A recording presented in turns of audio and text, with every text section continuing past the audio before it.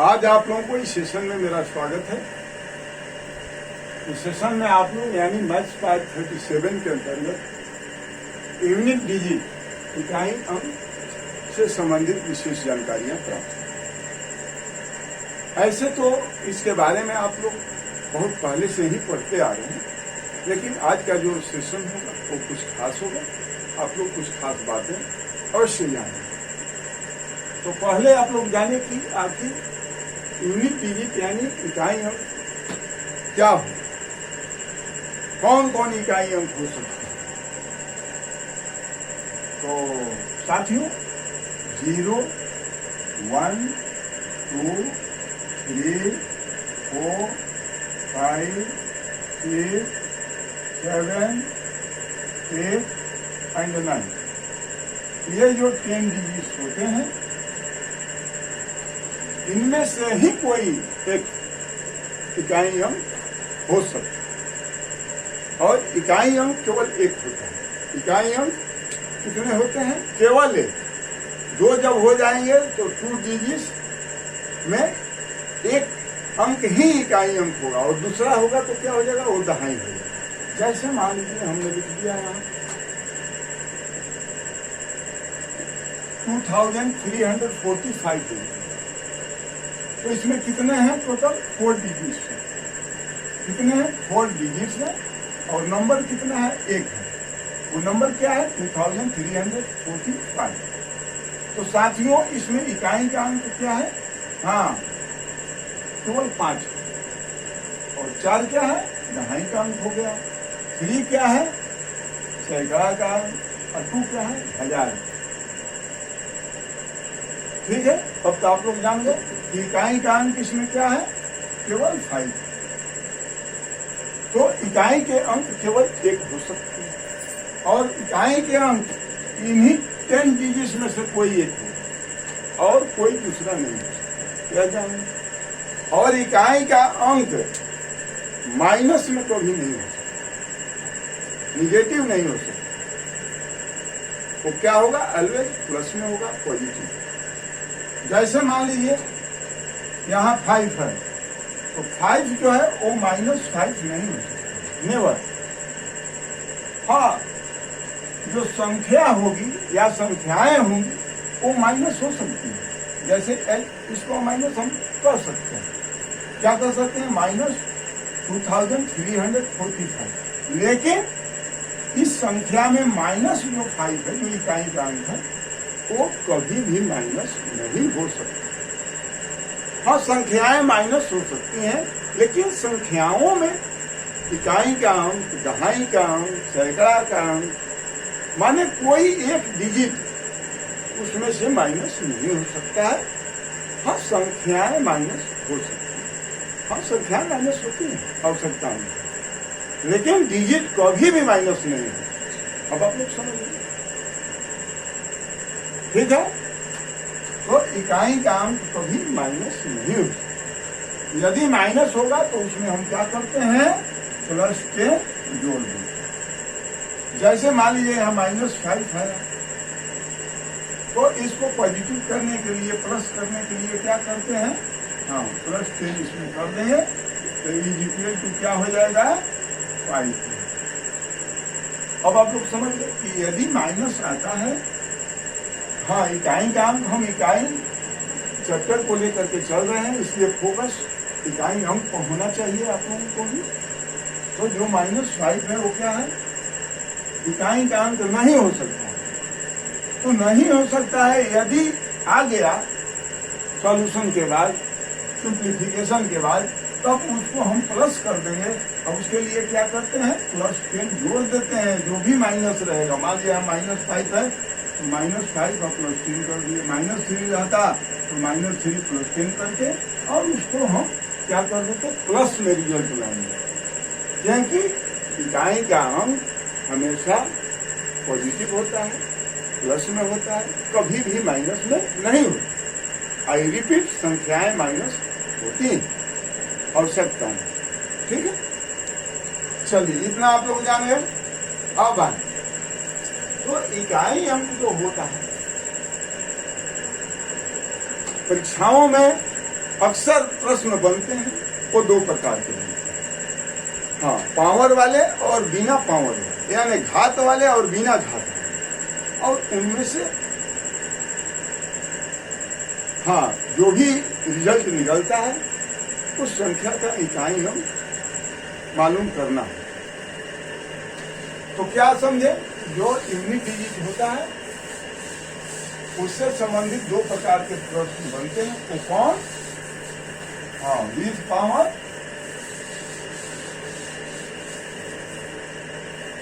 और दूसरा क्या बनता है? पहला हो गया और दूसरा बनता है विदाउट पावर।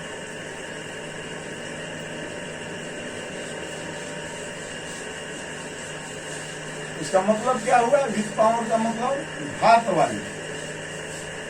घात तो समझ रहे हैं, पावर नहीं समझते हैं किसी, हम बताएंगे आगे। अब विदाउट पावर का मतलब क्या हुआ? बिना घात वाली।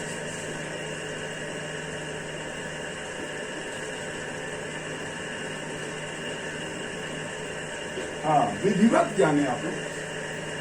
तो घात वाले और बिना घात वाले दो प्रकार के प्रश्न अक्सर प्रतियोगी परीक्षाओं में बनते हैं। तो पहले आए आप लोग घात वाले के बारे में जानें कि घात वाले कैसे कैसे प्रश्न बनेंगे और उनका हम डिजिट जो यूनिट होगा उसको कैसे प्राप्त, यूनिट डिजिट इकाई का हम कैसे प्राप्त करेंगे, उसके बारे में आप लोग विशेष जाने तो चले। अब हम इसको हटा देते हैं। अब पहले हम घात वाले के बारे में चर्चा करेंगे कि उसका जो प्रश्न होंगे उसका इकाई हम कैसे प्राप्त करेंगे यदि घात वाले प्रश्न दिए। तो घात वाले में क्या करते हैं ये तो जान गए कि इन्हीं 10 डिजिट्स में से कोई इकाई का अंक हो सकता। तो अब हम फेज वाइज चलते हैं। फेज 1 में देखें, फेज 1 में क्या है? फेज 1 में हम घात वाले के बात कर रहे हैं, हाँ, विथ पावर। फेज 1 में क्या होगा? यदि हाँ, प्रश्न में इकाई के अंक 0 या 1 या 5 या 6, क्या समझे? अब प्रश्नों में यदि इकाई के अंक 0 रहे, 1 रहे, 5 रहे या 6 रहे, तब क्या होता है? इसमें कोई परिवर्तन नहीं है। हाँ, जो रिजल्ट मिलेगा, जो संख्याएं प्राप्त होंगी सॉल्यूशन के बाद, उसका इकाई अंक नहीं बदलता है, उसमें कोई परिवर्तन नहीं होता। यानी जो प्रश्न में इकाई के अंक होंगे वही आंसर में भी इकाई के अंक रह जाते हैं, यानी नो चेंज।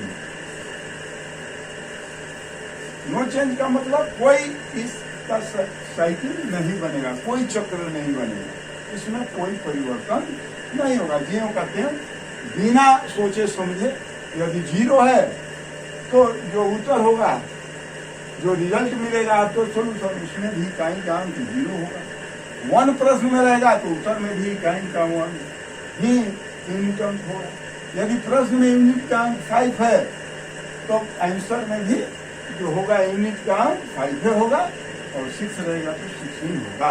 यानी कोई परिवर्तन नहीं होगा। नो चेंज के मतलब समझिए, कोई परिवर्तन नहीं। ज्यों का त्यों, नो चेंज का मतलब विधिवत जाने, कोई परिवर्तन नहीं।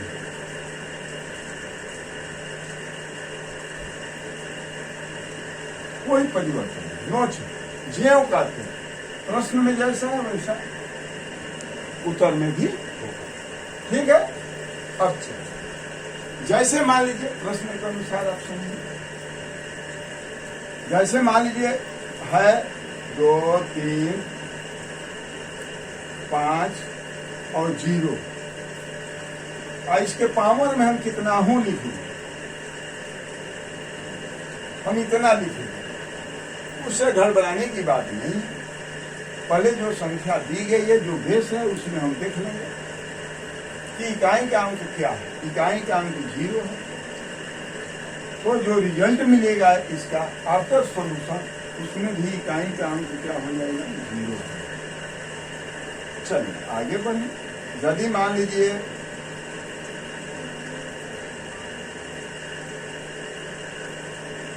इसका पावर कितना हूं, घात कितना हूं,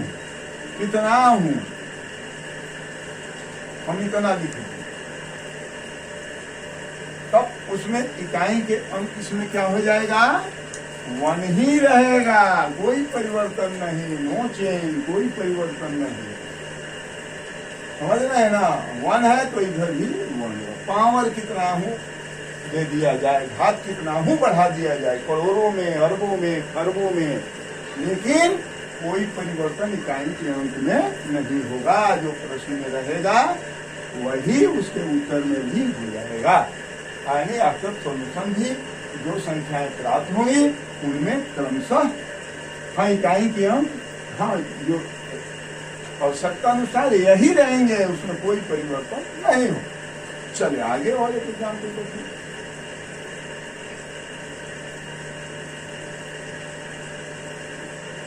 इसका पावर दे दीजिए, मान लीजिए, तो इसमें भी देखिए इकाई का अंक क्या है, 5 है, तो कोई परिवर्तन नहीं होगा, 5 ही रह जाएगा आफ्टर सॉल्यूशन।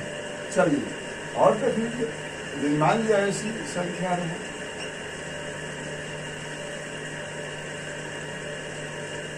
और इसके घात में कितना हूं दे दीजिए, कितना हूं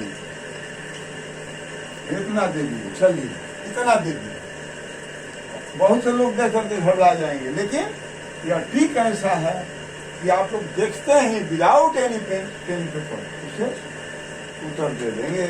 तो इसका भी कोई परिवर्तन नहीं होगा।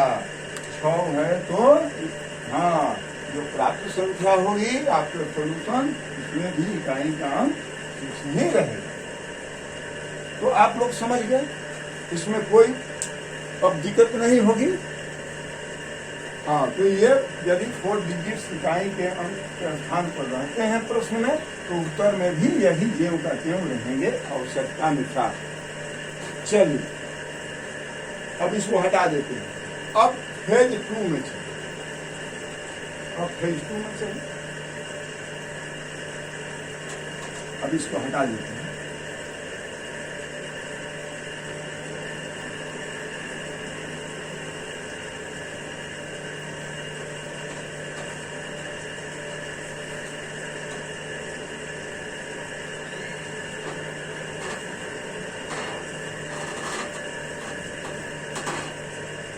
फेज 2 में चले। अब फेज 2, तो फेज 2 में क्या होता है, अब चले 0, 1, 5, 6 के बारे में आप लोग जानें। इसमें कोई परिवर्तन नहीं होगा, नो चेंज। सिमिलरली अब आगे बढ़ते हैं, तो अब आगे बढ़ते हैं तो वो क्या है, डिजिट 2 है और 9 है, इसके बारे में हम समझ लें। यदि प्रश्न में दी गई संख्या में यूनिट का अंक 4 रहे या 9 रहे, तब क्या? यदि 4 रहे यूनिट का अंक या 9 रहे दी गई संख्या में, इसके पावर जो है वो क्या रहे, ऑड नंबर। ऑड नंबर समझते हैं ना क्या होता है, विषम संख्या।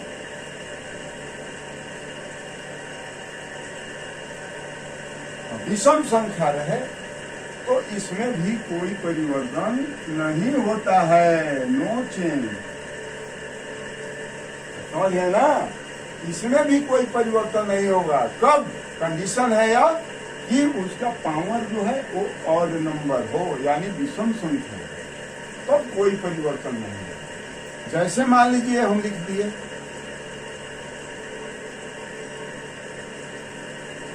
इसका पावर लिख दिए, तो देखिए इसका पावर जो है वो क्या है, ऑड नंबर। ऑड नंबर है तो ऑड नंबर है तो इसकी इकाई के अंक में कोई परिवर्तन नहीं होगा, नो चेंज है। यानी 4 रहेगा तो यहाँ इकाई का अंक जो है वो 4 ही होगा और 9 का भी ज्यों का त्यों रहेगा। देखिए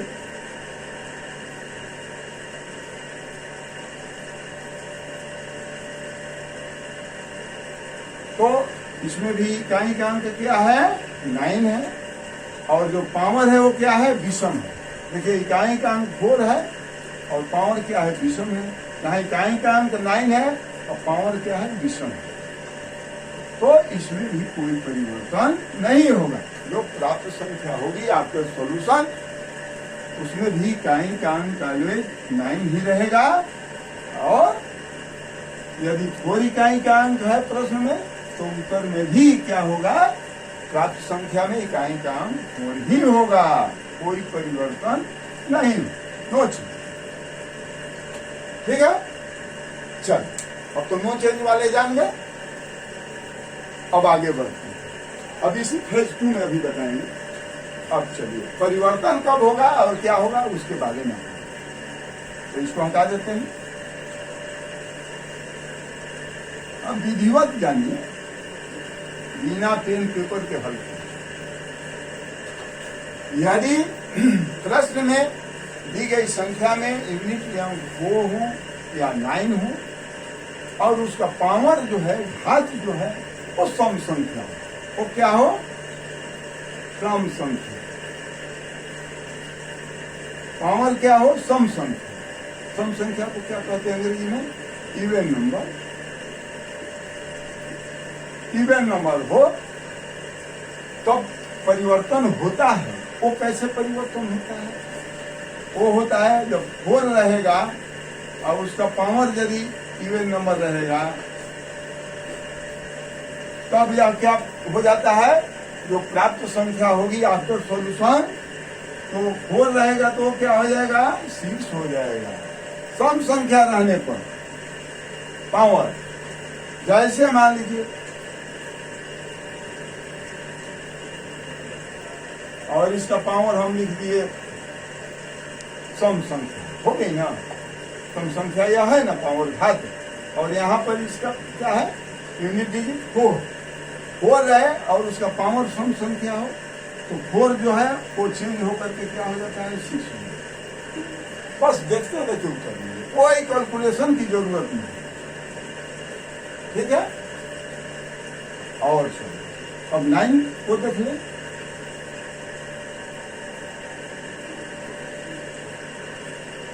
और इसका भी मान लीजिए पावर जो है कितना है, आज लाखों करोड़ों अरबों। बस केवल देखना है कि यूनिट अंक क्या है 9 है और पावर जो है वो क्या है सम, तब यह क्या हो जाएगा 1 है। इकाई का अंक, इकाई के अंक पर ध्यान देना है।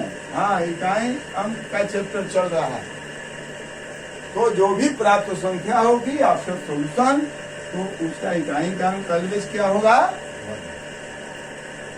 अब उदाहरण के जरिए भी आप लोग जानेंगे, कोई डाउट नहीं रहा।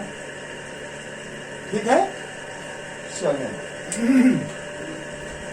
अब पेज नंबर 3 में आप लोग को चलते हैं। हाँ, बेसिक चीजें बता रहे हैं, अरे बेसिक चीजें जान जाएंगे तब आसानी से आप लोग स्वयं हल करते चले जाएंगे देखते देखते। चलिए अब फेज 3 में आए। हाँ, विच पावर घात वाले जो प्रश्न बनेंगे उसके बारे में बता रहे हैं, उस पर ध्यान रखिएगा। अब फेज 3 में आए। अब फेज 3 में आए तो किन किन डिजिट्स के बारे में आप लोग जान गए। 10 में से 0, 1, 5, 4, 6 और 9, तो बचे क्या फेज 3 में जानने के लिए। अब देखिए 0, 1 हो गया, 2 बच गया, उसके बाद 3 बच गया, 4, 5, 6 हो गया, 7 बच गया और 8 बच गया। तो ये 4 जो डिजिट्स हैं, ये 4 जो अंक हैं अब इनका परिवर्तन कैसे होता है उसके बारे में आप लोग जान जाएंगे। तो घात वाले किसी भी प्रकार का प्रश्न देखते हल करें। मौखिक मेरा पूरा दावा, ठीक है। तो आए देखें, अभी इनके बारे में आप लोग जाने। तो ये जो है ये 4 साइक्लिसिटी वाले डिजिट्स। 4 साइक्लिसिटी का मतलब कि 4 के बाद में क्रमशः ही ये क्या करेंगे, रिपीट करेंगे। 4 के बारे में इनका रिपीटिशन होगा। 4 टाइम्स के बाद आफ्टर 4 टाइम्स ये अंक रिपीट करते जाएंगे क्रमशः। यानी 2 होगा तो 4 बार के बाद में फिर 2 आएगा, माने वही 3 है तो 4 बार के बाद 3 आएगा, 7 है तो 4 बार के बाद 7 आएगा, और 8 आएगा तो 4 बार के बाद 8 आएगा। माने आफ्टर 4 टाइम्स ये जितने भी डिजिट्स हैं वे क्या करते हैं, रिपीट करते हैं। क्रमशः का मतलब अब आप लोग समझो कि कैसे क्रमशः रिपीट करें। अब जैसे मान लीजिए हम 2 ले लीजिए, किसी भी संख्या के इकाई का अंक मान लीजिए 2 है, चाहे 2 ही को ले लीजिए, संख्या मान लीजिए 2 क्या है, अंक भी है और संख्या भी है। 2 क्या है, अंक है और संख्या भी है, यह भी जाने, ठीक है। तो 2 को हम ले लें, चलिए संख्या हम 2 ले लिए समझने के लिए, और 2 के पावर 1 करते हैं। ये क्या है, 4 साइक्लिसिटी वाले, ये चेंज करते हैं कितने के बाद, रिपीट करते हैं कितने के बाद, आफ्टर 4 टाइम्स, ठीक है। हाँ, तो देखिए कैसे रिपीट करते हैं आफ्टर 4 टाइम्स। चलिए लिख लीजिए, आफ्टर 4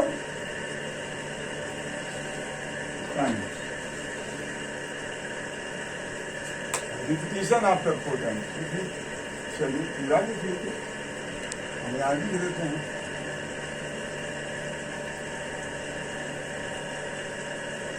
रिपीटिशन आफ्टर 4 टाइम्स। हाँ, ये जो डिजिट्स होते हैं वो 4 बार के बाद में रिपीट करते हैं रेस्पेक्टिवली।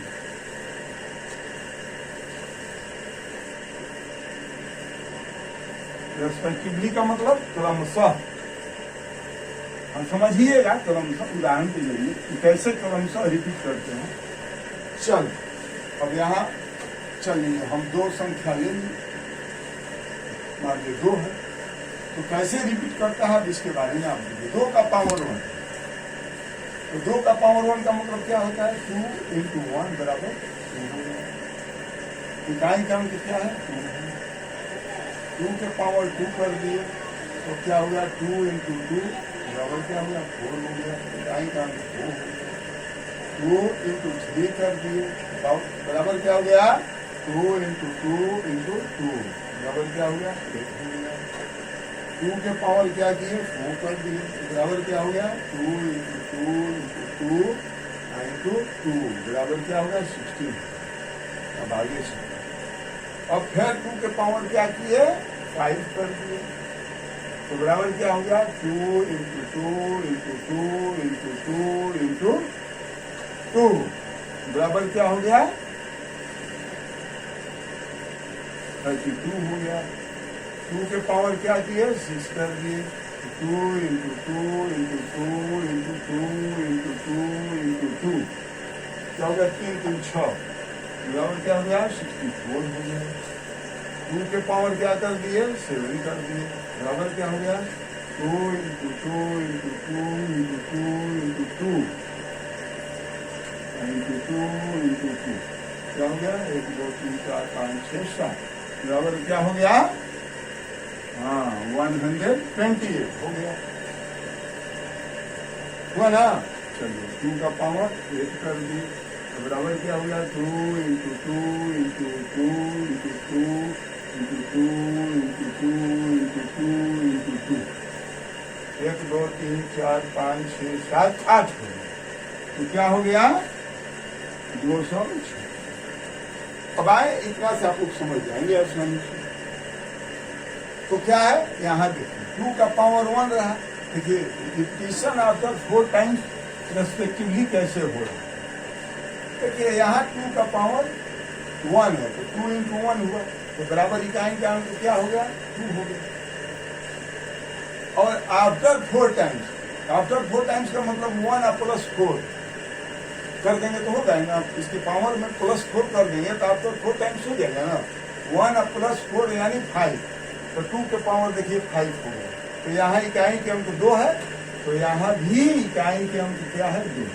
32 है तो इसमें इकाई के अंक क्या है 2 है। इकाई के अंक पर ध्यान देना है। देखिए कैसे रेस्पेक्टिवली क्रमशः कैसे कर रहा है। देखिए यहाँ 1 है 2 का पावर 1 और यहाँ 2 के पावर 5 हो गया आफ्टर 4 टाइम्स। तब यह रिपीटिशन यहाँ हुआ कि नहीं हुआ। यहाँ 2 है तो यहाँ भी क्या हो गया 2 हो गया। और देखिए 2 का पावर क्या है 2 है तो यहाँ यूनिट डिजिट क्या है 4 है तो यहाँ अब 4 देखिए 2 में 4 जोड़ दीजिए आफ्टर 4 टाइम्स है तो पावर में 4 जोड़ दीजिएगा 2 और 4 क्या हो गया 6 तो 2 के पावर 6 हुआ तो देखिए क्रमशः इसमें भी रिपीटिशन आ गया। क्या हुआ 4 हो गया। यहाँ 4 है तो यहाँ भी 4 हो गया। अब चलिए यहाँ 3 है 2 का पावर तो यहाँ यूनिट में क्या है 8 है तो देखिए 3 या 4 जोड़ दिया आफ्टर 4 टाइम्स है तो 7 हो गया। 2 का पावर 7 हो गया तो इसका इकाई का अंक देखिए 8 है और यहाँ भी 8 है। दोनों का देखिए रिपीटिशन हो रहा है ना क्रमशः। यही क्रमशः है। हाँ और यहाँ देखिए 2 का पावर 4 है तो इकाई का अंक क्या है 6 है और 4 अब 4 8 हो गया तो यहाँ इकाई का अंक क्या हो गया यहाँ भी 6 हो गया। ये 6 है। अब तो आप लोग समझ गए होंगे कोई दिक्कत नहीं। तो आप लोग इसे भली भांति समझ गए कि आफ्टर 4 टाइम्स रिपीटिशन कैसे होता है और भी क्रमशः कैसे होता है। क्रमशः है ना। हाँ देखिए यहाँ 2 का पावर 1 रहा तो 2 का पावर 5 हुआ तो क्या हो गया यहाँ यूनिट डिजिट 2 हो गया। 2 का पावर 2 रहा तो यूनिट डिजिट 4 है यहाँ 6 हो गया तो यहाँ भी 4 हो गया। तो मैंने क्रमशः आफ्टर 4 टाइम्स रिपीटिशन होता चला है। ठीक उसी प्रकार यदि इकाई के अंक 3 भी रहेंगे तो उसी तरह रेस्पेक्टिवली रिपीट करेंगे। रेस्पेक्टिवली क्रमशः रिपीट करेंगे। 7 भी रहेगा तो भी रिपीट करेगा और 8 भी रहेगा तो भी रिपीट करेगा। समझ गए आप लोग। हाँ 2 के जरिए आप लोग भली भांति समझ गए होंगे कि 2 जिस तरह से आफ्टर 4 टाइम्स रेस्पेक्टिवली रिपीट करता है सिमिलरली यदि 3 भी इकाई के अंक रहे किसी दी गई संख्या में या 7 भी रहे या 8 भी रहे तो उसी तरह से रेस्पेक्टिवली रिपीट करते रहें। अब चलिए अब थोड़ा एक उदाहरण देख लीजिए विशेष कन्फर्मेशन। चलिए इसको हटा देते हैं।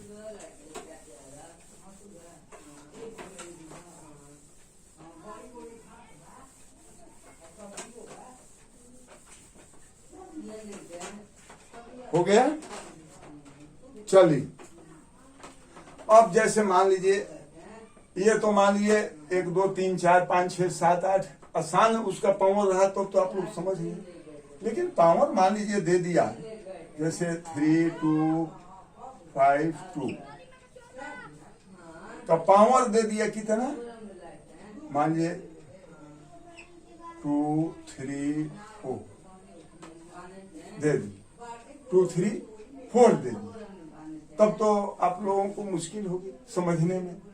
हाँ 1 2 3 4 था चाहे 5 6 7 8 था चाहे 9 10 11 12 था चाहे 13 14 15 था तो ये तो आसान था।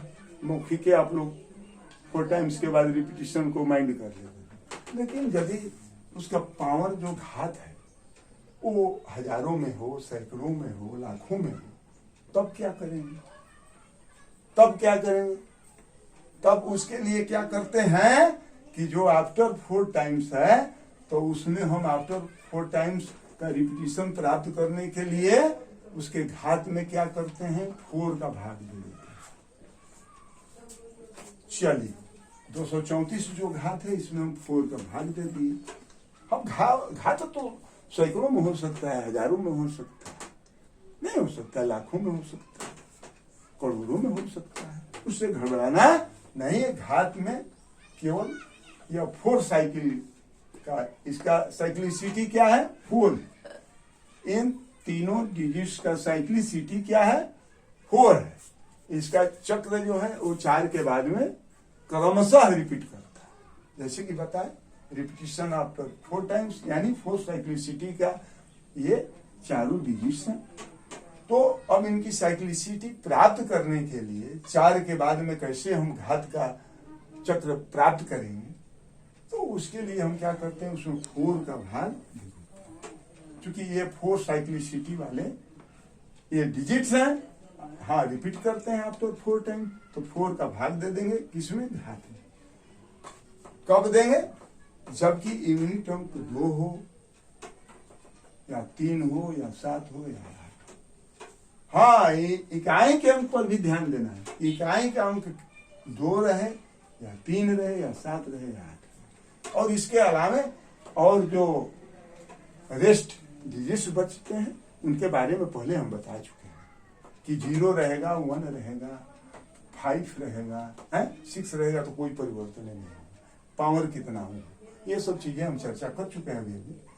तो चले आप 4 का भाग दे देंगे तो क्या होगा, तो 4 5 20 हो गया, 3 आ गया, यहाँ क्या हो गया 4 आ गया, तो 4 8 32, 32 हो गया, यहाँ क्या हो गया 2 आ गया। रिमाइंडर कितना आया 2, रिमाइंडर माने शेष कितना बचा 2। हमको शेष से मतलब है, हमको क्या मतलब है, शेष से मतलब है। हाँ, भागफल कितना है उससे मतलब नहीं, क्वेश्चन से नहीं मतलब है, क्या है रिमाइंडर से मतलब है, शेष से मतलब। ठीक है, हाँ क्वेश्चन से मतलब नहीं है, क्या है शेष से मतलब है। हाँ, तो शेष कितना बचा 2 बचा, आ गया आपका। तो इकाई का अंक कितना है 2 है, हमको इकाई का अंक लेके चलना है, बस इतना हल करने की कोई जरूरत नहीं। इकाई का अंक हमारा क्या है 2 है, और 2 का शेष कितना बचा 2, तो 2 का पावर 2 हो जाएगा। तो 2 का पावर 2 हुआ तो बराबर क्या होगा 2 × 2 बराबर 4 होगा। तो इकाई का अंक इसका कितना हो जाएगा, इसका हल निकल गया। इकाई का अंक क्या होगा 4। दिखने में कितना लंबा लग रहा है, गुणा करते करते आदमी थक जाए, लेकिन ट्रिक के जरिए आप लोग देखते ही हल कर दिए। हाँ, 4 साइक्लिसिटी के ये जो डिजिट्स हैं उसमें 4 का भाग दे देंगे, जो शेष बचेगा वही उसका पावर बन जाएगा। अब चलिए, अब यदि मान लीजिए हम यहाँ लिख दिए, हाँ एक और समझिए तब आप लोग को विशेष कंफर्मेशन हो जाएगी। जैसे मान लीजिए हमने लिख दिया, इसका पावर हम लिख दिए 32। चलिए, तो अब 32 है तो इसमें क्या करेंगे, पावर में भाग दे देंगे। देखिए 2 पहले तो यूनिट के अंक देख लेंगे, तो यूनिट के अंक ठीक है, 4 साइक्लिसिटी का ही अंक है। चलिए, तो अब 32 में भाग दे देंगे। 32 में भाग दे दिए तो क्या हो गया 4 का 4 8 है 32, तो क्या हो गया 0 हो गया। क्या हुआ, कुछ नहीं बचा, यानी 0 हो गया, हुआ नहीं 0, तो 0 हुआ। तो हमको शेष पर ध्यान देना है, रिमाइंडर पर, पोषण पर नहीं देना है, भागफल पर नहीं देना है। भागफल 8 है, इसको पर ज्यादा सभी ध्यान देंगे, जो शेष बचेगा वही पावर बनेगा। यह भी जानिए यूनिट डिजिट। तो जब 0 हो जाता है, 4 से परफेक्टली डिविजिबल जो भी घात होता है, तो उसमें क्या होगा, उसमें क्या होता है, हाँ परफेक्टली डिविजिबल होगा, तब तो शेष जो रिमाइंडर होगा वो क्या होगा 0 हो जाएगा। तो जब 0 होगा तो 0 का मतलब क्या होगा कि पूरा वो क्रम जो है वो सर्किल है, वो साइकिल है, वो पूरा हो गया। यानी 4 के बाद फिर वो 0 हो रहा है अंत में, तो चौथा वो साइकिल माना जाएगा। क्या माना जाएगा, चौथा, 1 2 3 4, क्योंकि 4 से परफेक्टली डिविजिबल है यहाँ पर, चाहे कोई भी संख्या हो, यही नहीं, जब परफेक्टली डिविजिबल हो और उसका रिमाइंडर 0 आ जाए, शेष 0 आ जाए, तो उसको हम 4 मानते हैं। क्या कि लास्ट में 4 ना होता है, देखिए 1 2 3 4, मान लीजिए 4 साइक्लिसिटी वाले, हाँ ये डिजिट्स है, इन पर पावर इस तरह का है, यही ना है, 4 के बाद रिपीटिशन होना है, रिपीटिशन आफ्टर 4 टाइम्स, तो यही ना बनेंगे, पहला दूसरा तीसरा चौथा। तो चौथा क्या है? 4, और 4 का जब भाग देते हैं पूरी तरह कट जाता है, तो यह क्लियरली इंडिकेट करता है कि इसका जो पावर है वो क्या है? 4 है, क्योंकि पूरी तरह से कट गया। और जब तक शेष बचेगा तो जो शेष बचेगा वही पावर होगा, 1 बचेगा तो 1 पावर होगा, घात होगा, 2 बचेगा तो 2, 3 बचेगा तो 3, 4 पर पूर्णतः कट जाएगा, इसलिए उसको जब 0 रिमाइंडर आएगा तो उसको 4 मानेंगे। अब समझ गए ना? ठीक, तो चलें अब इसको हम देख लें। तो यहाँ क्या हो जाएगा? इसका यूनिट अंक क्या है? 2 है, और इसका पावर क्या हो जाएगा? 4 है, क्योंकि 4 से ही परफेक्टली डिविजिबल है। यहाँ रिमाइंडर 0 आ गया, तो 0 आ गया, तो यहाँ आप कर लेंगे तो क्या हो जाएगा? इसका इकाई का अंक क्या हो गया? देखिए 2 गुणा 2 गुणा 2 और गुणा 2 इज इक्वल टू दुनी के चर्चाओं का 16, इकाई का अंक क्या हो गया? 6 बन गया। हाँ, इतना लंबा प्रश्न, और देखते देखते आप लोग ऐसे तो मौखिक हल कर देंगे, गुणा भाग साधारण तो मौखिक आदमी कर देता है। यदि पेन पेपर की भी जरूरत पड़ी तो थोड़ा सा समय लगेगा, मिनटों का काम आप लोग सेकंडों में कर देंगे। अब चलें, अब पावर वाले तो आप लोग समझ गए, अब बिना पावर वाले समझ गए, उससे भी प्रश्न बनते हैं, तो उसको आप लोग देखें।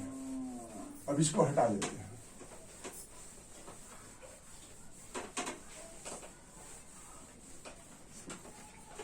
अब तो कोई दिक्कत नहीं आप लोगों की महसूस होती होगी, कोई कंफ्यूजन नहीं रहा होगा मन में।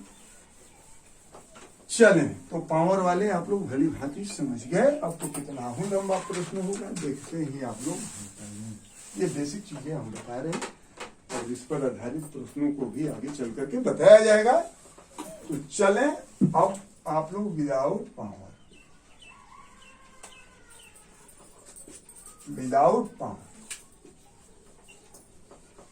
क्या कहते हैं? बिना घात वाले।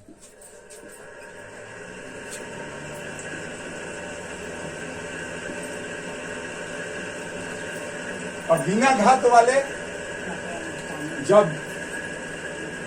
प्रश्न रहेंगे तो उसे कैसे है, तो आए उसके बारे में आप जैसे मान लीजिए रहा 81 गुणा 82 गुणा 83 गुणा 84, इसी तरह से मान लीजिए 89 हाँ गुणा 89, तो हाँ ये बिना घात वाले। हाँ, इसमें घात नहीं है, किसी पर नहीं घात नहीं ना है, नहीं। तो क्या करना है? इसे गुणा करके इकाई अंक प्राप्त करें। तो इसका इकाई अंक क्या है? इकाई अंक यानी यूनिट डिजिट फाइंड आउट करना है, वो क्या है?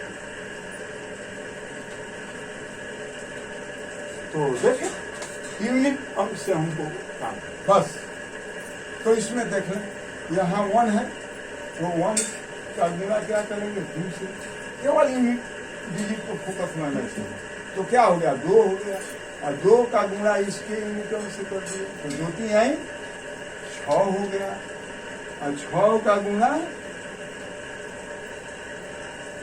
फिर इसके इकाई अंक से कर दिए, तो 6 चौका 24 है, 24 है, तो इसमें इकाई अंक क्या हुआ?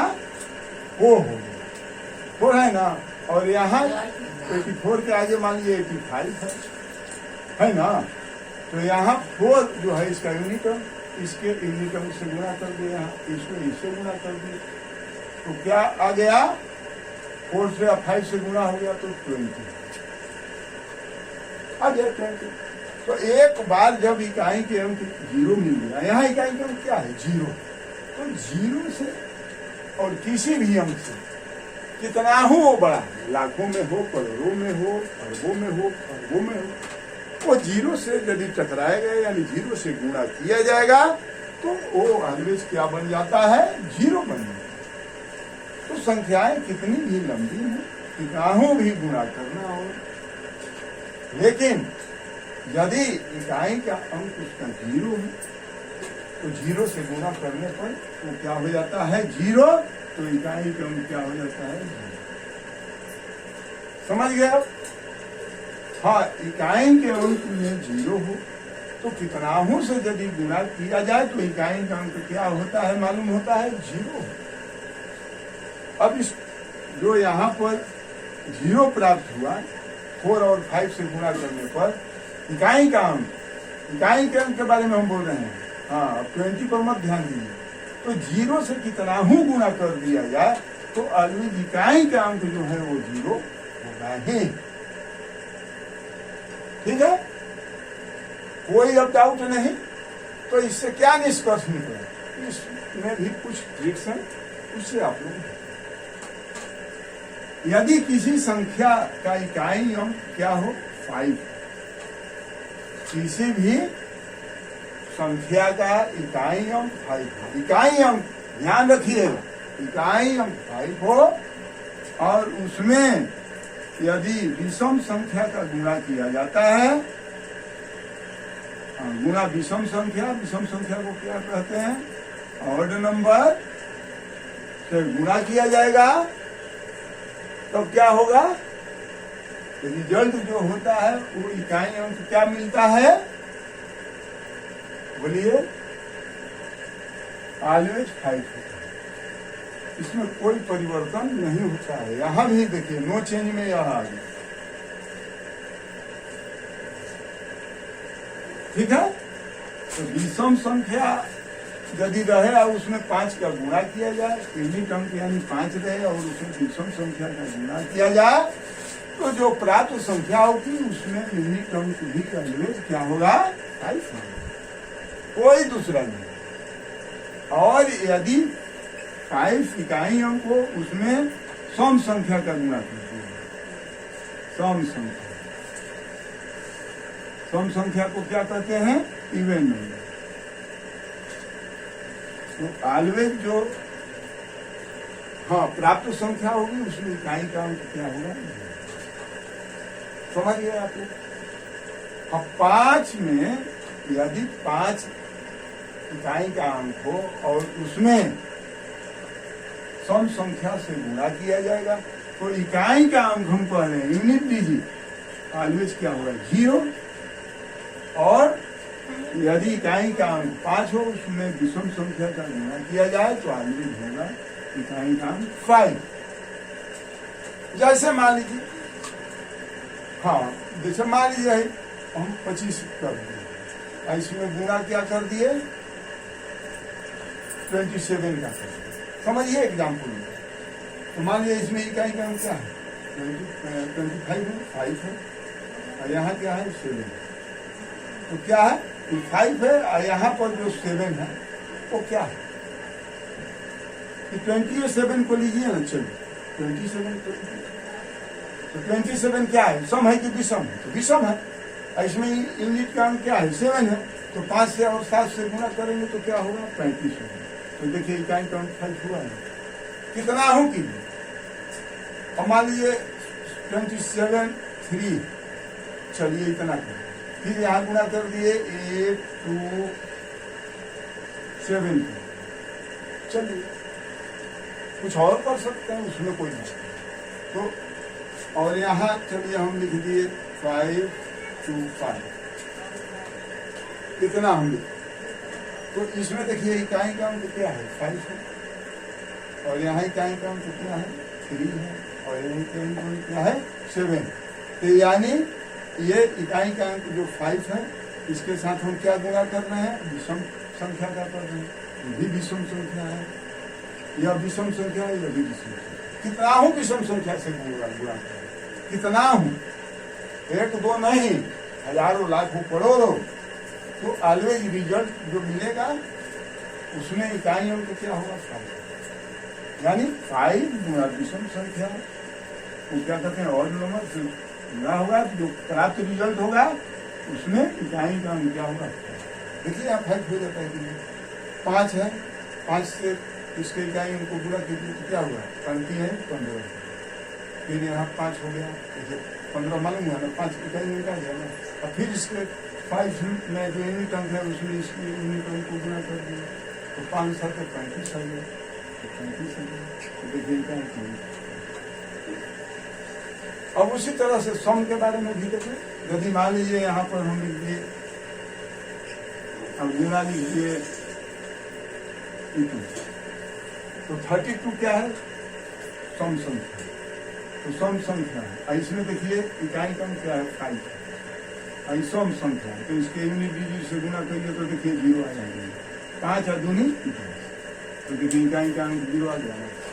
इतना हूँ सम से कीजिए, वो यही नहीं। यदि मान लीजिए यहाँ से यदि 5 इतना उसमें गुणा कर दिए,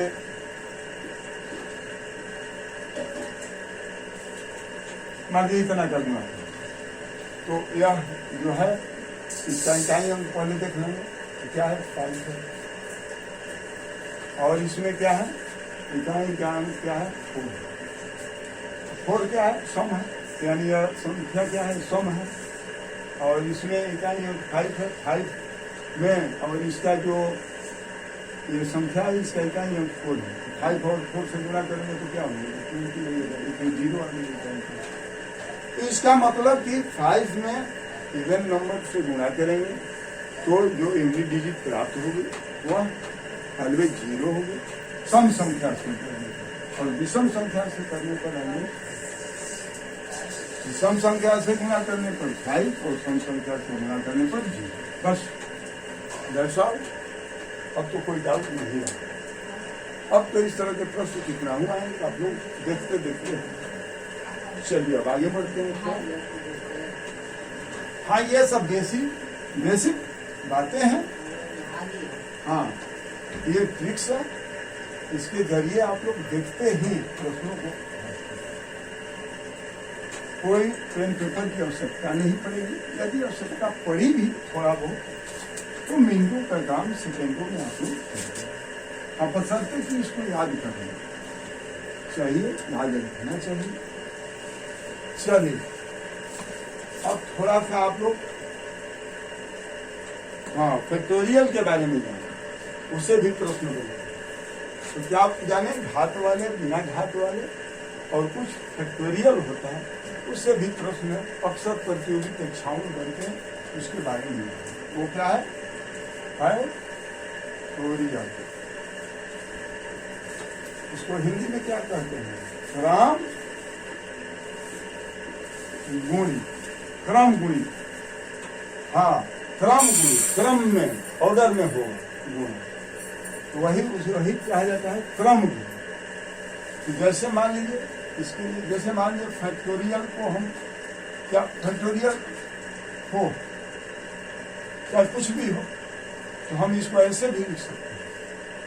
हाँ, फैक्टोरियल का चिन्ह ऐसे होता है, मैंने फैक्टोरियल 4 ऐसे भी लिख सकते हैं, अब फैक्टोरियल 4 ऐसे, या तो समझिए। और कोई भी दिया रहे तो इसे फैक्टोरियल ही आप लोग समझेंगे, कंफ्यूजन में नहीं। तो आए अब फैक्टोरियल से संबंधित कुछ विशेष बातें। साथियों, कोई चीज जटिल नहीं, बशर्ते कि आप उससे सीखने के लिए तैयार हैं तो चलें। और मान लीजिए फैक्टोरियल दिया हो 0, तो इसका मान क्या होता है 1। फैक्टोरियल 0 हो तो 0 नहीं, फैक्टोरियल 0 बोल रहे हैं, उस पर ध्यान दीजिए, तब उसका मान क्या हो जाएगा, फैक्टोरियल 1 होगा तब उसका मान क्या हो जाएगा, ठीक है। और फैक्टोरियल 2 होगा तो उसका मान क्या हो जाएगा, हाँ 2 हो जाएगा इंटू 1, हाँ 2 इंटू 2 इंटू 1, तो बराबर क्या हो जाएगा, 2 हो जाएगा। और फैक्टोरियल 3 का मान जाएंगे तो क्या हो जाएगा, 3 इंटू 2 इंटू 1। क्रम गुणित है, देखिए क्रम से गुणा हो जाएगा। 3 में 2 का गुणा कर दिए, फिर 1, यहाँ 2 था तो 2 में 1 का गुणा कर दिया, उसके आगे कोई नहीं बचता है, इसलिए यहाँ 3 है तो 3 में 2 का गुणा कर दिए, 1 का गुणा कर दिए, तो बराबर क्या हो गया 3 गुण। फैक्टोरियल मान लीजिए 4 बराबर क्या हो गया 4 × 3 × 2 × 1, यानी 1 तक अंत करेंगे क्रम से, यही क्रम गुण जो फैक्टोरियल में दिया हुआ है वहां से लेके 1 तक हम मल्टीप्लाई करेंगे।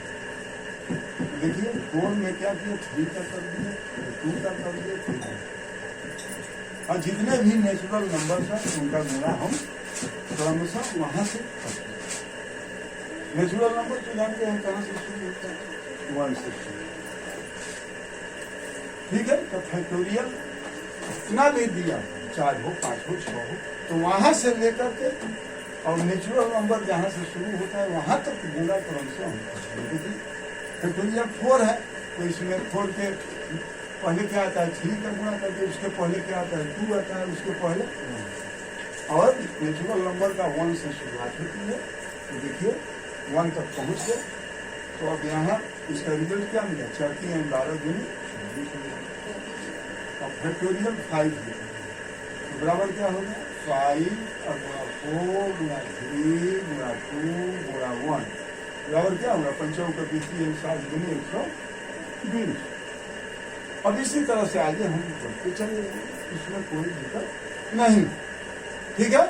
तो इतना ही पर आप लोग समझें काफी है। तो देखिए यहाँ पर अब फैक्टोरियल 5 से आगे आप लोग बढ़ेंगे।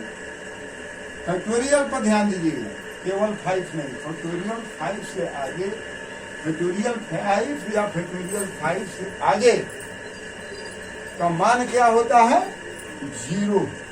देखिए क्यों 0 है, देखिए इसके इकाई अंक जो है वो क्या है 0। तो जो भी अब संख्या प्राप्त होगी उसमें उसका इकाई अंक ऑलवेज क्या होगा 0। फैक्टोरियल 5 या फैक्टोरियल 5 से ज्यादा वाले संख्याओं का इकाई अंक यदि सॉल्व करेंगे तो क्या होगा 0। हाँ फैक्टोरियल 5 या फैक्टोरियल 5 से बड़ा, अब यूनिट डिजिट क्या हो जाता है वहां 0। अब समझ गए आप लोग, तो इसीलिए आगे अब कुछ करने की जरूरत नहीं। फैक्टोरियल 6 होगा तो यूनिट का जो डिजिट होगा वो क्या होगा 0 हो जाएगा। और 6 7 8 9 जो भी हो तो उसमें क्या हो जाएगा यूनिट डिजिट क्या होगा ऑलवेज 0 होगा, इसमें याद रखिए, ठीक है। इसमें कोई डाउट नहीं होना चाहिए, ठीक है, कोई डाउट नहीं।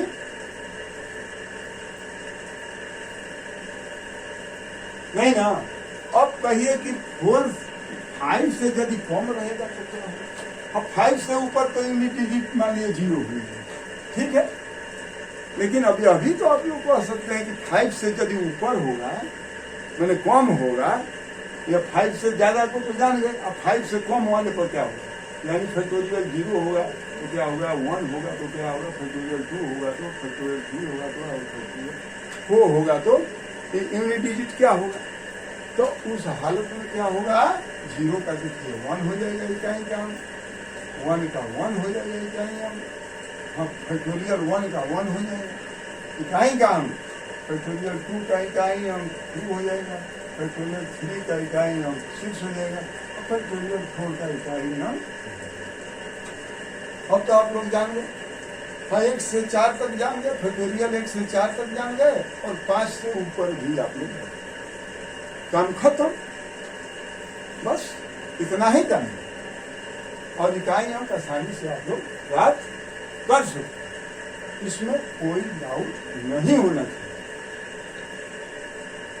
ठीक है। अच्छा आइए उदाहरण के जरिए आप लोग देखें।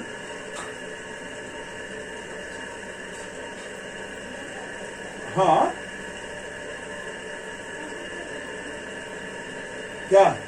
कोई डाउट लग रहा है? नहीं ना। तो यदि फैक्टोरियल 5 या उससे अधिक हो, इसको ध्यान रखना। तो उसमें क्या होता है, यूनिट डिजिट ऑलवेज 0। ठीक है। अब जैसे मान लीजिए हम चलिए पहले उदाहरण के लिए मान लीजिए हमने लिख दिया 5, 6, 7 इतना लिख दिया, और इसमें पावर लिख दिए 3, 0, 8, 7, 9 इतना पावर दे दिया। आई फैक्टोरियल है, फैक्टोरियल 5, 6, 7 567। तो इसका तो आप लोग मान देखते ही नहीं निकाल देंगे, क्योंकि 5 से ज्यादा है फैक्टोरियल, तो क्या डिजिट हो जाएगा? कोई इसके घात देखने की जरूरत है। बस फैक्टोरियल 7 देखिए, फैक्टोरियल 567 है, बस उतना ही से आपका काम हो गया। क्या हो गया? 0। ठीक है, कोई दिक्कत नहीं। अब मान लीजिए हम लिख दिए फैक्टोरियल 4 लिख दिए, इसका पावर हम लिख दिए, तो यूनिट डिजिट क्या होगा? यूनिट डिजिट क्या होगा बताइए? 4 का यूनिट डिजिट ऑलवेज क्या हो जाएगा?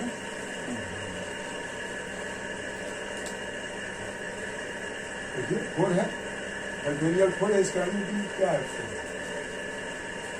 तो इसका ऑलवेज क्या हो जाएगा? 4 हो जाएगा। हाँ, समझ गया ना? अब तो कोई दिक्कत नहीं। अब मान लीजिए और लिख लीजिए, मान लीजिए फैक्टोरियल 3, इसका पावर हम लिख दिए,